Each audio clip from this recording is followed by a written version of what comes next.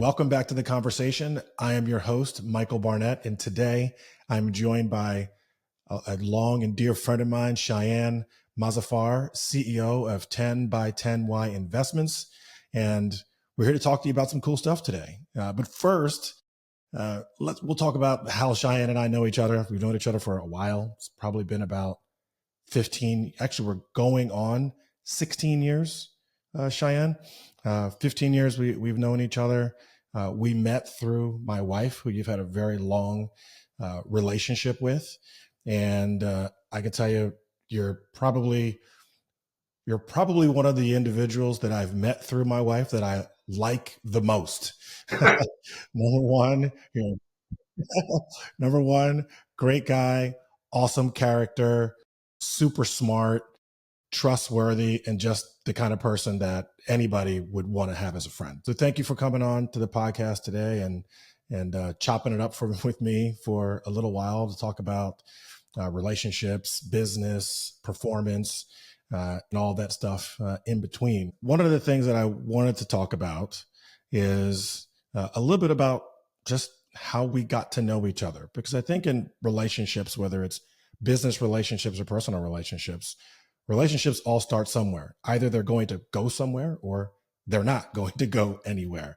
Either they're going to flourish, they're not. Either they're going to just turn into something cool or just be, or just fizzle out. So I think our relationship is one where it's actually, I don't know, I find it kind of cool because it's not very often that that at least a husband and wife get to share their long-time friendships with their other spouse. And then those relationships that they've shared become actually something of value, right? Something of importance. And I think our relationship definitely has. I've gotten to know you as an individual. We spent time together. We've gone on vacations one-on-one together. Yeah, we went to Portugal together with a close friend of mine, Matt, and mutual friend now. I think that's why it kind of it's cool. You need to spend one-on-one time with all your good friends. The people you develop great relationships with. I've known Sasha for 20 years or something like that. Your wife and it was just wonderful to get to know you in the process once you guys started dating and stuff, and then being able to actually spend time with you one-on-one on trips and stuff like that has been super awesome as well. And then doing family vacations together, I think that even makes that even better. So yeah, I mean, I reciprocate how you feel too, because I think it's great to have that. Absolutely. This is actually the first of my kind, right? There's no other friends in my relationship with my wife that have matched what you and I have done together. There's no other match. So for that, I am grateful and I am thankful. And we're planning another one too. We're planning another one. Yeah, exactly. So, yeah, it's nice. So it's pretty awesome. But Shayan, the reason why I invited you onto the podcast today is because I consider you a high performance leader in your industry. Thank you. And besides all that, I consider you a very smart person as well, right? Very smart person who understands businesses, who understands how to grow a business, because you've done it before. You've built startups, you've been a part of startups, you've researched startups, and also multinational corporations. You have a lot of business experience. And I've been fortunate. I work with great people, so I can't take the credit and stuff like that. I think there's just any great accomplishment is the function of a lot of people putting their heart and mind together and then, working really hard. So I think I've been fortunate in my career and life to have these people in my life and that it worked. And, lightning in a bottle sort of is you can only control so much, and then there's a lot of luck that comes into play. And I do think the longer you're on the field and the better the people you surround yourself with, I think that increases your odds in your favor. So, yeah. Yeah, I mean, you're right. And I agree 100%. So, I mean, I'd love to kind of jump into some important topics that I know our listeners would like to hear about from an expert. And I think some of those things are going to kind of circle around, you know, leadership in business. And I think that's it's a generic term, and it's something that's probably talked about a lot. But I think there are good ways to lead. There's bad ways to lead, and I think those are some of the things we could talk about. We'll talk about today, and I think that there are things that separate high performance leadership from just plain leadership. And when your goal as a founder or as a CEO or as a leader of a company or a leader in any department within a company, even if you're just leading yourself, I think there are good things that you can do. There's successful templates to follow, and there are unsuccessful templates that you shouldn't follow. And I think what probably hurts a lot of future and current leaders is maybe not researching the template and not looking for the best ways to be successful as a leader. So those are some of the things that I wanted to chat with you a little bit about today, because I know that's something that you have researched deeply in your profession, and I know a little bit about as well, just a little bit, but not as much as you, but just a little bit, and talk a little bit about high performance leaders, what they do, what they don't do, what they try to avoid, and some of the sacrifices to become like a really high performance leader. So I guess that's where we can kind of open things up. High Yeah, performance yeah, leaders. and that question is actually such a broad base. We could probably spend hours just talking about that. So it's hard to like maybe where we can start and just kind of simply, and then we can riff on it a little bit. Is that I think for everyone, it's really important to figure out what you really want in life, um, and not like I think people kind of stop at the fact that they want financial freedom or they have a number in mind or like something like that. But I kind of think more not the outcome, but kind of the way you want to live your life. And I think why that's important is because you don't have really control over how long it's going to take you to like get to the goals that you want, which is the outcome you want. But your ability to sustain for a very long period of time towards something is highly correlated with your ability to get to the finish line.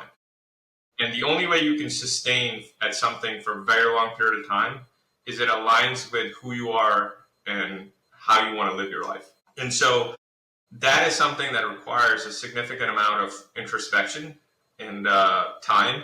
And this week's been funny because my sisters, it was just it's their birthdays this week, and so in addition to just buying them some like like their usual birthday gifts, I like sent them like these operating philosophies that I've kind of written for like myself, and I think it's helpful for them to kind of think about their lives, in their lives and things like that. And then I also had a conversation with some friends about this, which is like most of us, what we try to do is we get really like involved in like the busyness of life and following the routines we usually have, the schedules we usually have in many cases like mindlessly, but it fills our lives. And the reason we try to fill our lives with this is because whenever we have moments of silence and stuff, we start thinking about everything that worries us, and to block that out, we just go back to trying to be busy.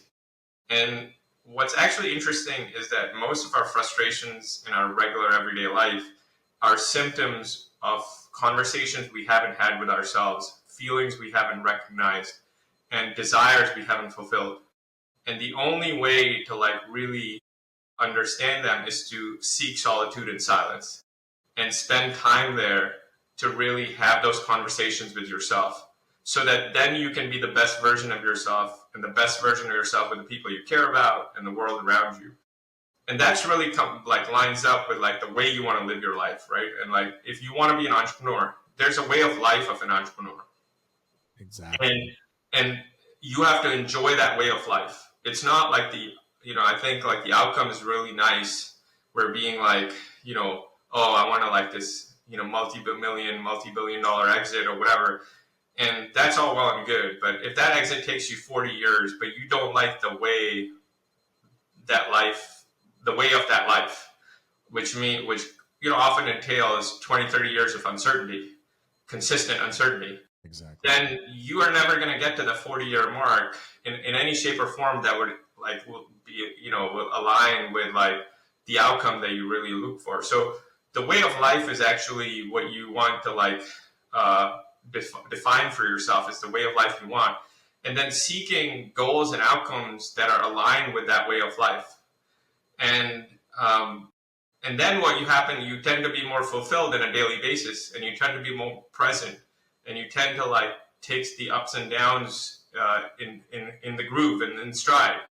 And that's how you have to and I think the main thing, the main takeaway is that I think spending time in solitude and silence to figure out for yourself how you want to live your life, the way you want to live your life, what's important to you, and really writing that stuff down, honing it in, synthesizing it, iterating it over time, and then just executing against that, or picking goals that kind of align with that, and making decisions that align with that is kind of I think what is most likely to increase your odds of success. And this is at the heart of people who are exceptional leaders and those that actually are successful, more likely to be successful, and those that aren't. They usually are operating in authentic alignment to who they are. They're not trying to be somebody they're not. Or who they want to be. Yeah, who they want to be. They're gravitating, it's just I have this saying that I always use, Roger Federer had to believe he was the number one tennis player in the world before he became it. Then Rafael Nadal had to imagine that he could be number one and beat Roger Federer before he did. And then Novak Djokovic had to do the same. He had to believe that he could be number one and beat both of them before they showed up. And you have to live the life of the person you want to become. Correct. And I think before it actually becomes the realization. And so that is, it's easy to admire people on TV or the people you see. But before you can become or achieve what they've achieved, you have to live like they do on a daily basis. And that's a decision that you have to kind of decide whether that's the right decision for you, and then really pursue that. And I think that can be related to not just high performance leaders who want to, like you said, multi-billion-dollar exit. It could be for anything. I want to be the director of sales at this company, or I want to be a director of sales. Okay, well, to be a director of sales, there is likely going to be a lifestyle that is going to be required to be good at that job. Or I want to, be a founder. There is a lifestyle that's required to be successful in that role, right? Yeah, I think also it's you have to be careful with the goals you set. And I've learned this the hard way in my own life in many respects, is that, for example, with your example, if the goal is just to be the director of sales, then you might get to the director of sales and then fail miserably in the role. Because the reality is the goal, it's not effective to say just getting to that role. Ideally, what the thing is, you want to be exceptionally successful in delivering the outcomes that a director of sales delivers. And when you do that, then you become a director of sales and you're successful in that role. But if you align with just getting to that role, you'll realize that when you get there, it'll be empty. And when you realize how difficult that job is, because the way of life for a successful director of sales is not the way of life that you would ask for or you would plan for, then when you get there, you're going to realize you're unhappy and you're less likely to be successful. So I think a lot of times, setting goals instead of with the outcome in mind, you need to set it with the performance in mind that you want to deliver, that person would deliver in a successful way. And that's what you need to visualize and work towards and stuff like that. So yeah, these are things that obviously it takes a while to understand, but through my own experience, I think what I've realized is that you want to focus on the benefit of what you're doing to the people that are providing you the opportunity. And if your goals are tied to the benefit that you're going to provide them by the work that you do, then the outcome of that is you will be in that role and you will be successful. You mentioned something earlier about being able to sustain the way of life. and this is something that most people probably don't think about or put a lot of stock into. I can speak from a founder's perspective that I didn't really know, and this is, I guess you can consider it a mistake, you can call it naivete, whatever you want to call it, but me as a founder, I didn't really know what it would take as a human, as an individual founder, to be able to to sustain performance over a period of time and to sustain it at a high level. I wasn't thinking about that when I founded my company. I was thinking, I want to change the world of finance. This is what I want to do. Here's why I want to do it. And I will just do anything to get there. Okay. And I think that a lot of founders start with that idea, right? And don't necessarily know that, oh, wow, well, by doing that, you're going to sacrifice a significant amount of your personal life and time to invest in this thing. Essentially, when you're founding a company, you're birthing a baby, and that baby needs to be fed. It needs to be, taught. It needs to be nurtured. It's going to cry. You need to be able to hold, there's a major life change that you are going to undertake and experience when founding a successful company or founding a company where you have built goals that you believe will lead you to success. So there's a lot that goes into being able to sustain performance to get to that endpoint, like taking care of your mind, your body, right? Your soul, nutrition, your external relationships, there's a lot that goes into it. Can you talk a little bit about that? Yeah, I think going back to kind of what we discussed, what we talked about earlier, or what I mentioned earlier, is that as an entrepreneur, I think most successful entrepreneurs look at what they're, the problem they want to solve, and then they're building a solution to that problem. And what often happens is, as you're building a solution to the problem you're solving, that problem is for a customer out there that you've now identified and all of these things. And if you're lucky and if you're successful, most likely there's a lot of people out there that have that problem that you are building a solution for. And I think what entrepreneurship really is, it's a means of service, really in the world, because you're trying to build solutions, profitable solutions that are worth solving, right? And so that you can sustainably do them.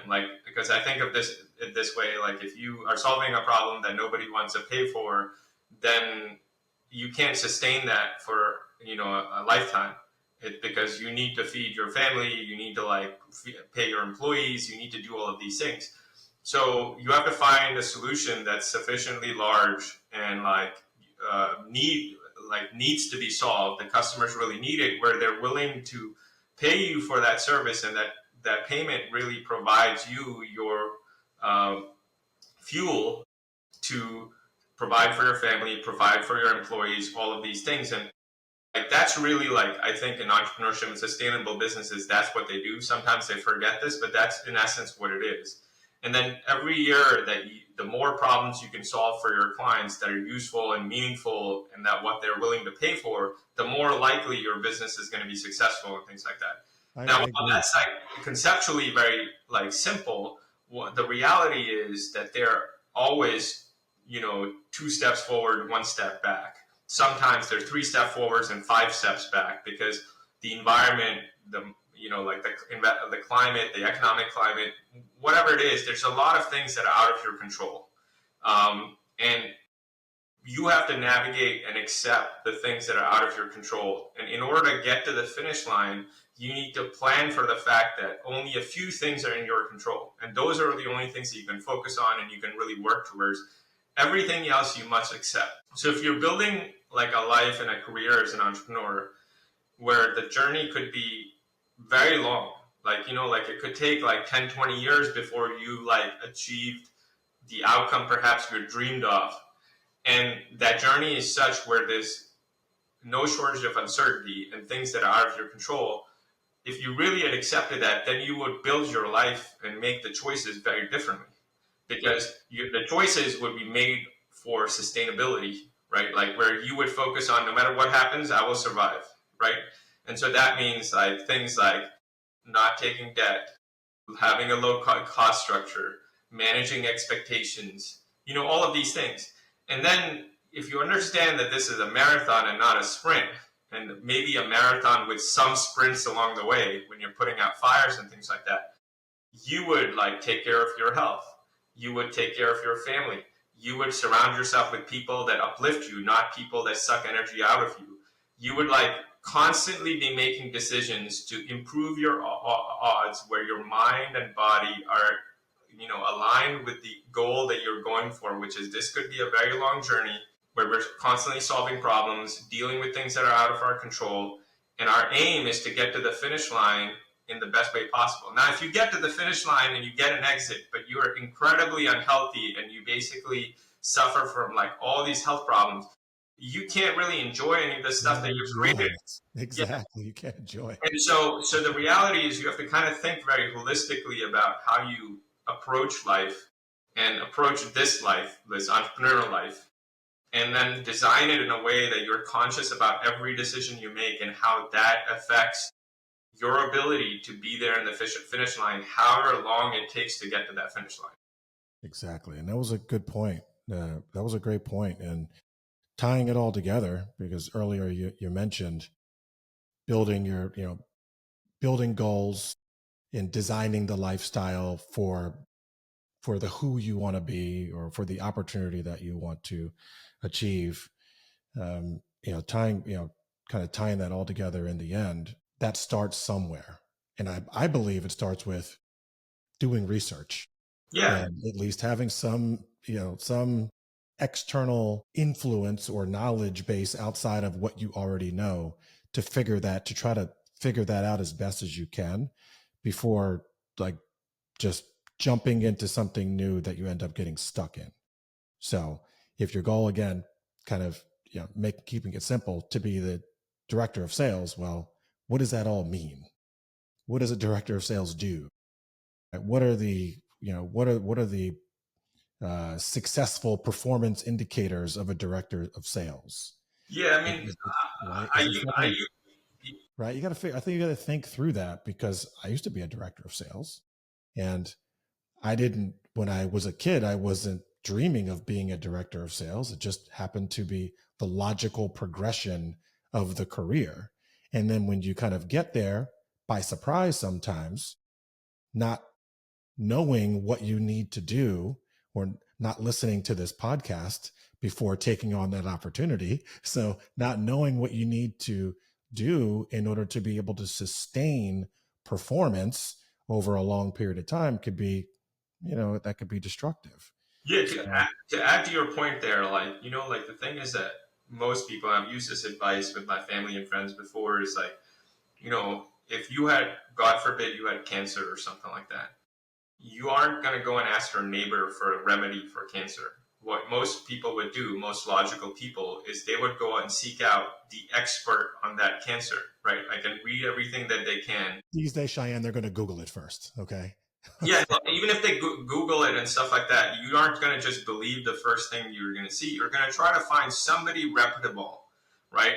That you're like, okay, this guy really is an expert in this. And you're not going to seek just one opinion. You're going to seek many opinions to then figure out what is the common elements among all those opinions, the things you must do to kind of like remediate the situation you're in.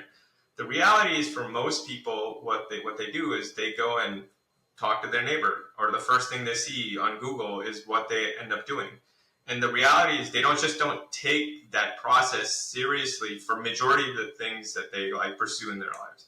And I think when you're purposeful and especially when you're going to like pursue a life like entrepreneurship, which is very high risk, you need to like spend a considerable amount of time talking to people, studying people who are immensely successful in detail, finding people that align with who you are as a person and the life that you want, and then really, really like mimicking a lot of things to learn how they lived their lives that allowed them to have the outcomes that they got.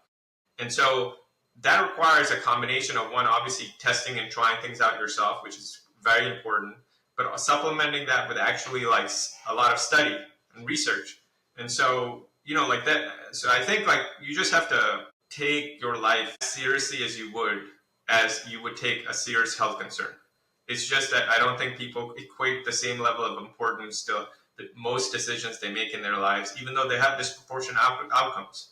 So that's what I would say. Just become very conscious about like the way you make decisions, and then realize that if I apply the same level of conscientiousness that I would apply if I was experiencing a major health problem to every big decision, the career I pursue, the partner I take on in life, and all of these things, I think everybody would be better off if that's the level of like care they took in making those Absolutely, decisions. absolutely. And I would probably, I don't, I don't think most people, like the vast, obviously, I don't think the vast majority of people do that.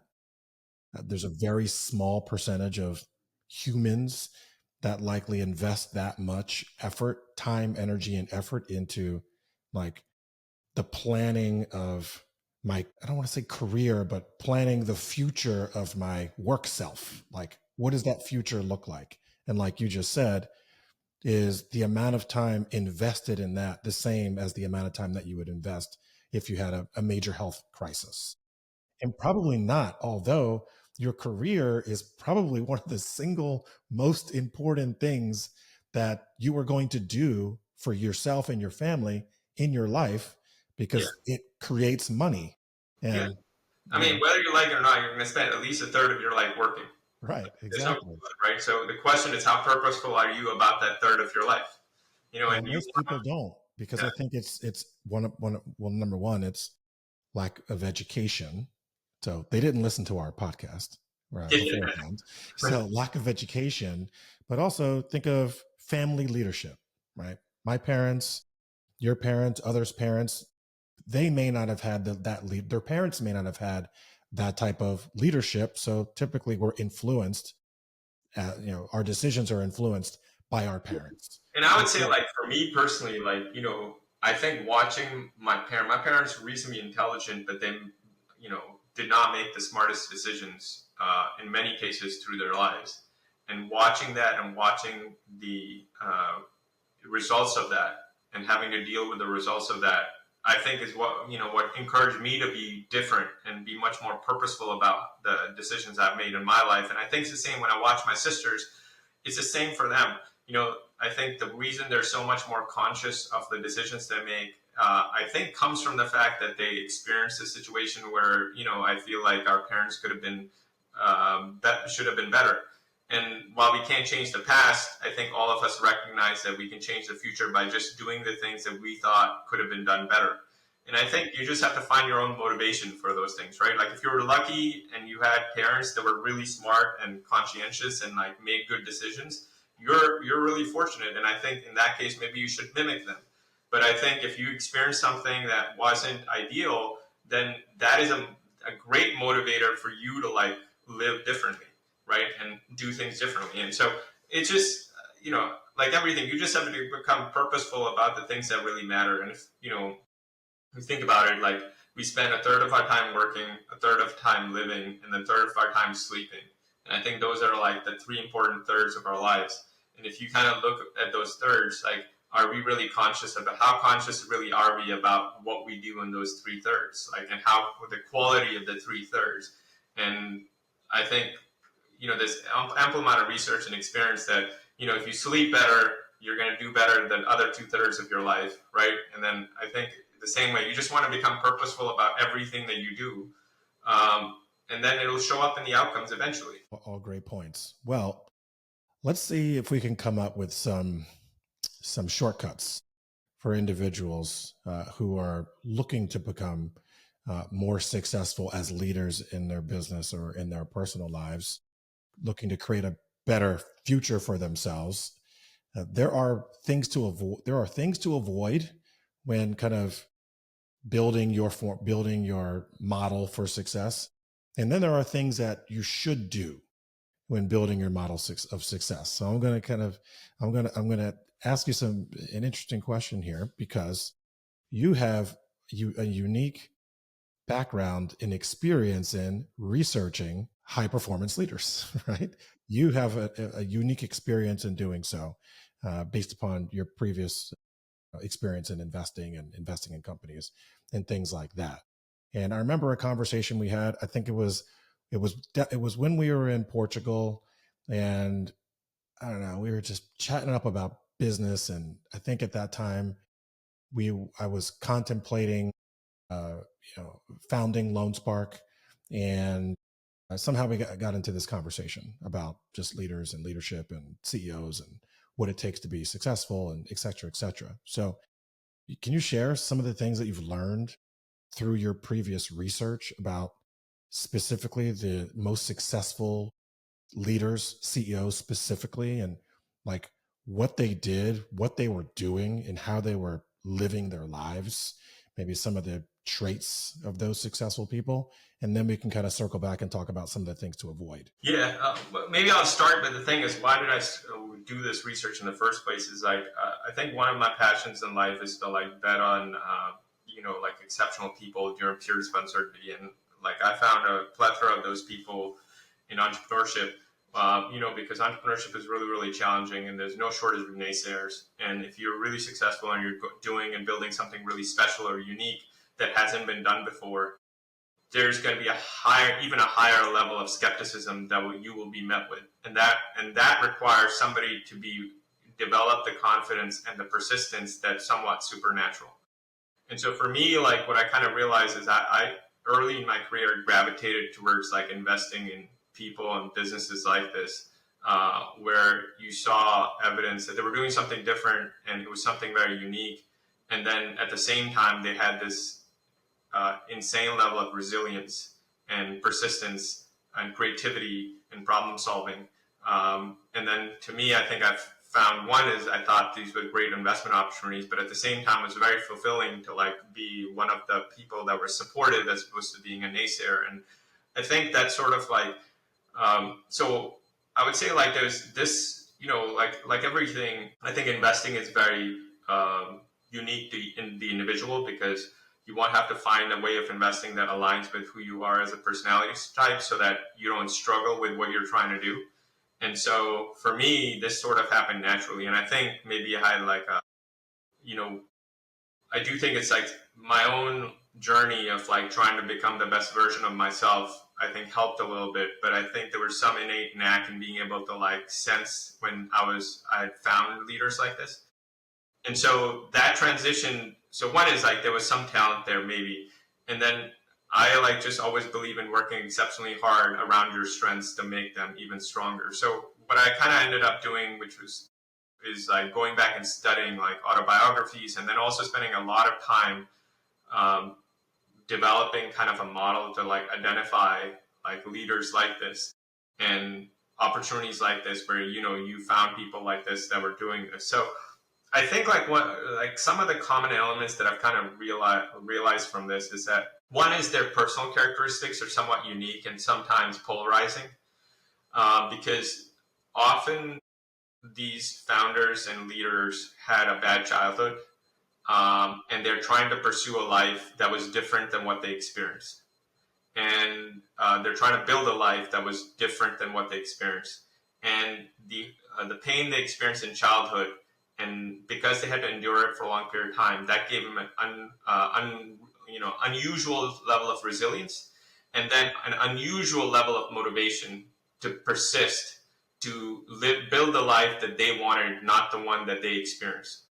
And so I think like one of the aspects is that like I think you don't just build resilience, you don't just have resilience innately. It's something that's built over time.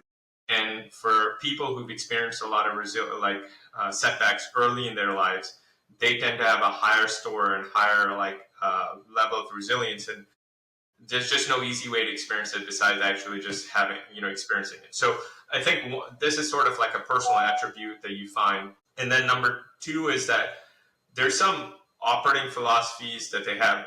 What's funny is that we're talking about this, and I actually have a 3-page summary that I keep next to my desk. So whenever I get distracted or bored, I go back and read this. And this is from studying hundreds of founders, and I have a 3-page summary that I remind myself of every day about what is their mindset, what is their like what are their backgrounds, personal lives, and then kind of what their operating philosophies are for like building and in life. And I think one is like what we were talking about earlier is that when you have a difficult childhood and early on, you spend a great deal, like people who turn out positively, they spend a great deal of time processing that and then spending time in solitude, figuring out what is it that they want in life, right? And once they have a clear picture of that, and they dream, like I think like one of the things that I see in them is they dream big.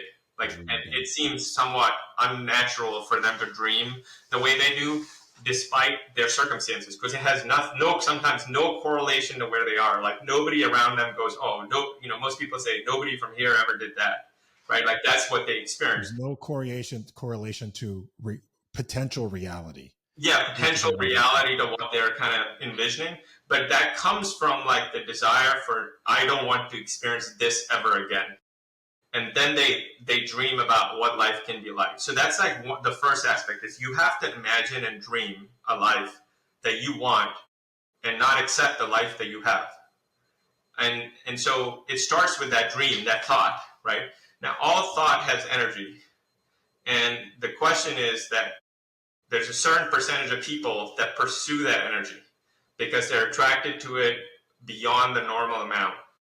And that energy requires that dream to turn into a plan. And that's the second thing that they do is they come up with an actual plan how they're going to do it. And they look every day for opportunities that are in alignment with that plan and then pursue those opportunities with vigor. And you see this like for, persistently over a long period of time that they kind of show this attribute is that they're constantly trying to find ways to pursue that dream that they have in their minds. And often people will say that they're too focused, they're too determined, they're too stubborn. And while this is bad, like sometimes stubbornness is bad, I think stubbornness without introspection can be bad. But stubbornness actually is a great resource when you're trying to do something that hasn't been done before from where you are and what you've experienced. Because stubbornness is like the same as persistence in some ways. And so you need to be able to decipher between that, like when people are that way. And so I think like you have this like level of stubbornness. So it's like dreams. So it's like resilience, bad experiences, catalyze dreams that you then build plans around. And then you persist in following that. And you look for opportunities every day in alignment with those plans, right? So that's like one aspect. The second is that because these people are trying to do things that are difficult that haven't been done before, and they usually don't come from situations that you can make a direct connection between what they did and what they're going to do, they experience a lot of failure. And it's because they learn through that failure. Like it's like you have to test things to know what works, what doesn't work. And so there's a certain percentage of people that just can't deal with that because that's an ego hit that they're not willing to get. But there are people who've experienced already so much, they've built so much resilience from the experience that they've already had that they're like, it doesn't matter. It actually strengthens their resolve to fulfill those dreams, right? They believe so much. And these are, some people call it a chip on your shoulder. Some people, everybody has a different way to do it. But really what it is that I have always kind of think of it this way, is friction and resistance and pressure are really important catalysts to develop the best version of yourself. And the reason why I kind of say this is if you look at nature, diamonds are the result of carbon subjected to millions of pounds of pressure for like centuries, right? Nobody ever asked carbon how it felt while it was being converted to a diamond. We just appreciate the diamond in the end. But this thing had to experience millions of, centuries of pressure to convert itself from what it was, which was pure carbon that nobody values, to the diamond that everybody seems to value, right? And it's the same thing like in other aspects, like planes usually take off into the wind because resistance gives you lift.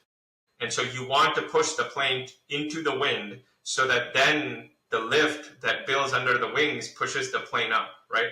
But nobody asks how the wings feel while they're subjected to all that pressure, right? They just appreciate flight.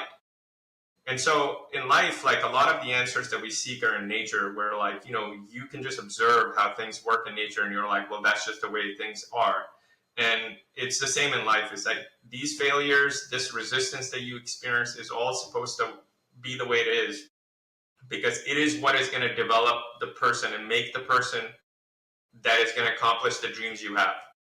And to transform into that person, the rite of passage is this pressure, is this failure, is this process of building resilience and building toughness and building the creativity that you need to like do the things that you want to do. So the transition is, again, dreams, plans, failure, and then failure results in refinement.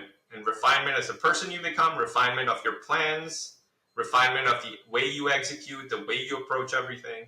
And that refinement over a long period of time, the continuous refinement, is what eventually leads to like kind of the outcomes that people dream about. So I'll stop there, but like that's like the summation of like what the way of life kind of is for like these people. And it's not always the same, but you can broadly place that into like kind of that arc. Sure. And it sounds like there's a lot of similar attributes between successful leaders in business and also successful athletes, which have to 100%. embody some of the same attributes. Failure, you need to dream big. You must be willing to test, try, and experiment with new strategies. Yeah, I would be willing to like go even further and say, if you find anybody that's exceptional in anything in life, they have a lot of similarities. A lot of similarities. And if you study, the more I've studied people across the music, arts, leadership, business, athletes, everybody, at the highest levels, the way they live their lives, the way they operate is very similar in many respects. And there are nuances, but like, in broad strokes, they're trying to do the same things. And so I think the conviction that I've kind of developed and kind of like a way of operating really has come a combination through experience, but also a combination of realizing that everybody that I've admired, that I feel like has done something that I really like look up to, has followed this path. And so, and that is the journey. And that's like the way you live your life, right? And then you have to understand the way you live your life is like, and accept that this is just the way it is because of the things that I want. This is the life I got to lead. And so I have to love the life that I'm leading. Right. Yeah, I agree with you 100%. So with all of that, and that's a lot to unpack and it's a lot to digest, there are going to be sacrifices. The person or people that are building this type of life or want to build this type of life, there are going to be sacrifices that they have to make in order to get there. And those sacrifices are something that you have to live with as a potential outcome of the success, personal success, or the attainment of your goals. Professional athletes, they get to a certain level.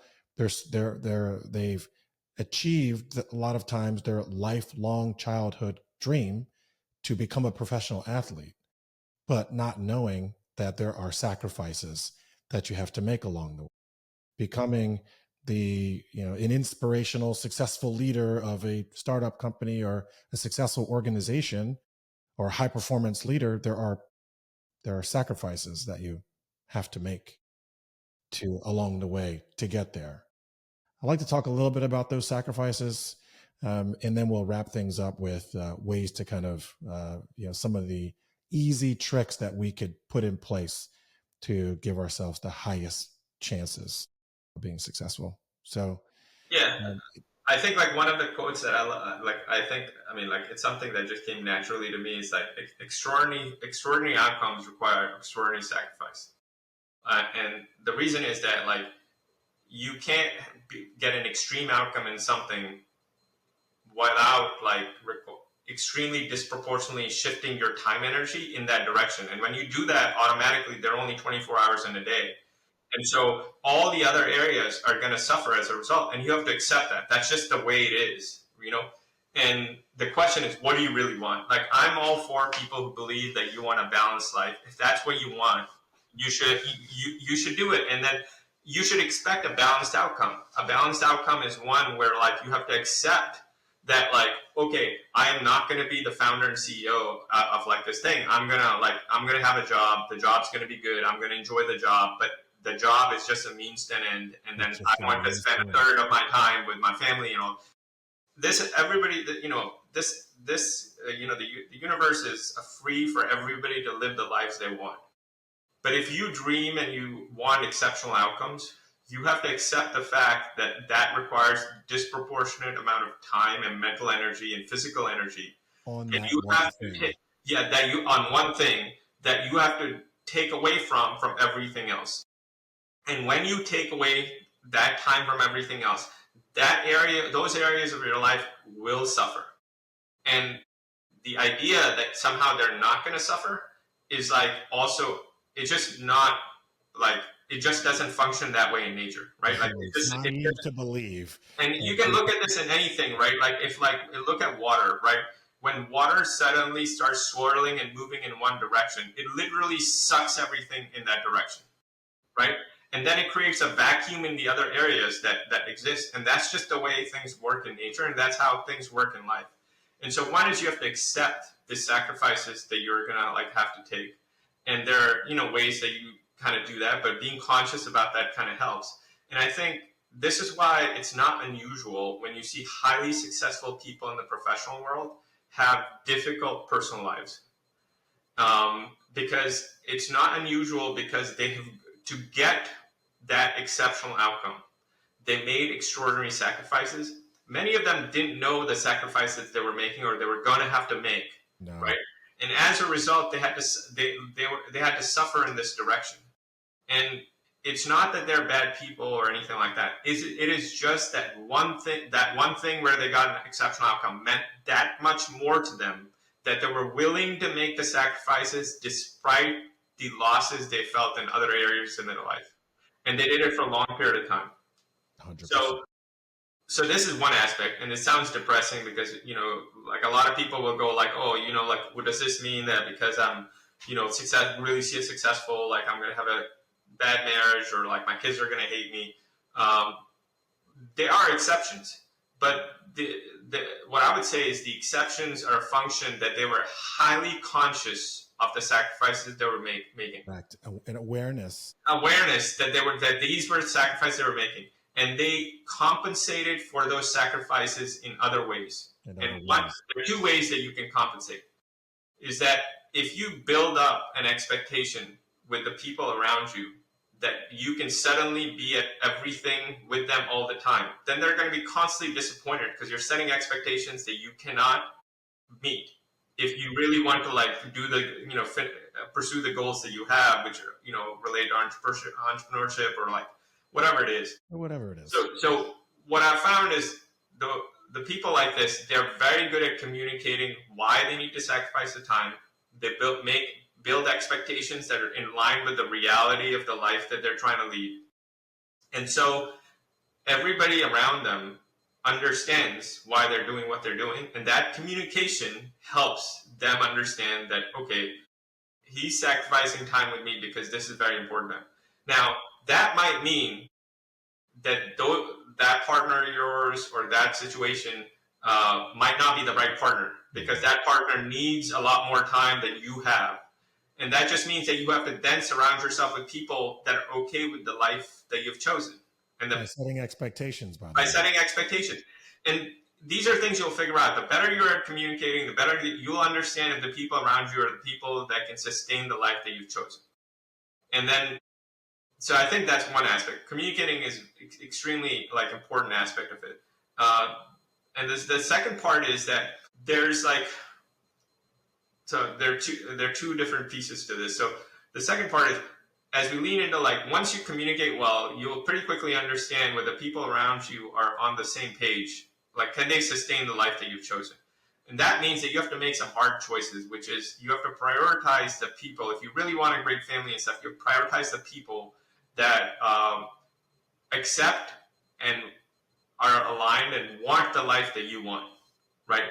Because if they want what you want, they're much more willing to accept the sacrifices you have to make because the way of life and everything and the outcomes and all those things align with their expectations as well.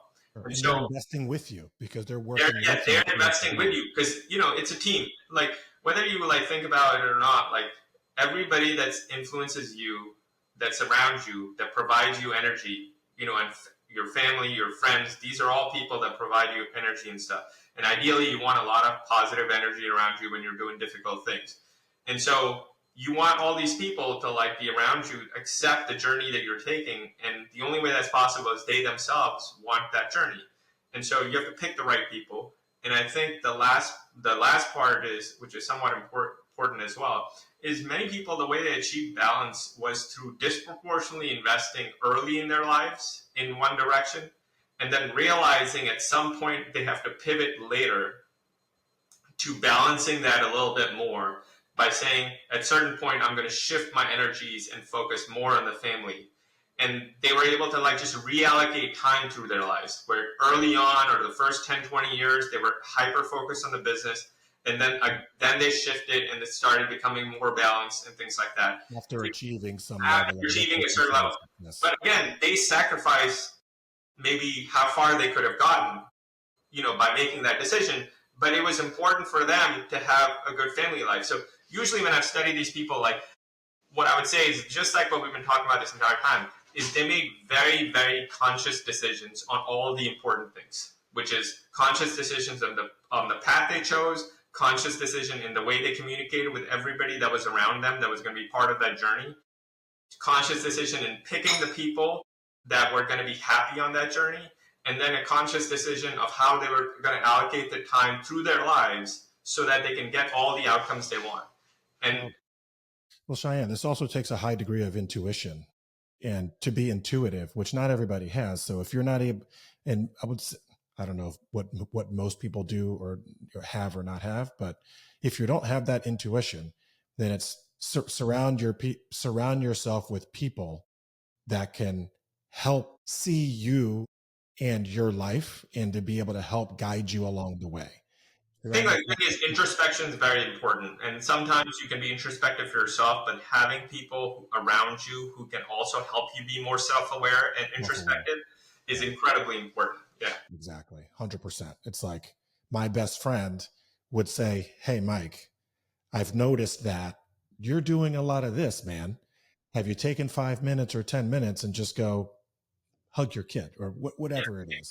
Exactly. Surrounding yourself. This is also a partner. Like, I mean, I've known Sasha, your wife, for a really long time. I know for a fact, and you have to deal with this on a regular basis, is Sasha doesn't hold back on what she's thinking. And so she will tell you, like, okay, like this is something like, we need to do or whatever. And I think having a great partner in life that's willing to be honest about what they need, what the kids need, what you all need together in a relationship. And then also we at the same time be willing to make sacrifices in alignment of certain goals. Like, I think that's the part. Those are the type of partners that you really want, because they're much more likely to be happy because they're good at communicating with you at the same time, right? And so that's, I think, one of the aspects. I think that's one of where I think you guys are very lucky to have each other. Is I think both of you are entrepreneurial. Sasha grew up in our entrepreneurial family. She's also very tough mentally and stuff like that. And I think when you put that together, that's a great support system to have for a family to do things together. And so, yeah. Yeah, I 100% agree. Awesome conversation. There's a lot to think about when you're looking to kind of build towards, becoming that high performance leader of anything. Like I started the conversation, leader of yourself, leader of a team, leader of being a director of sales, or leading a startup, or the founder of, or the CEO of a corporation. Wherever we are and we show up, it's not everyone wants to be a leader. But if you want to be a leader, want to be an inspirational, high performance leader, there are things that need to be thought about. There are things that need to be potentially strategized, and there are sacrifices that may need to be made along the way. And I think anyone listening to our conversation today will be able to take a lot of that away and implement some of that into their lives or their business strategy or their philosophy. All Yeah, great stuff. I hope so. And I would also just say, like, look, like we're just two people talking. I think everybody should, like do their own work and figure out what's the right way for them. It doesn't have to be the way we say stuff. And like, everybody, I think it's more important to find a way of living that aligns with who you are, and then like be able to do it consistently for a long period of time. And if it's something that we say, great, it aligns. But I would say, like, do your work, spend time thinking about this stuff. Uh, Treat it like it's as serious as like how you would treat like something that was physically serious to you, like from a health perspective or something, right? Because you're going to spend a significant amount of time working in your life, and like the most purposeful you are with that direction, how you approach that, the more likely the outcomes are aligned with what you want. Beautiful. Well, hey, Cheyenne, that was great. Thanks a lot, man, for You're welcome, man. So like, I'm happy to help and like excited to share and watch your journey and support you guys the best I can. So I'm thankful for like the conversation and yeah, man. I mean, I appreciate it.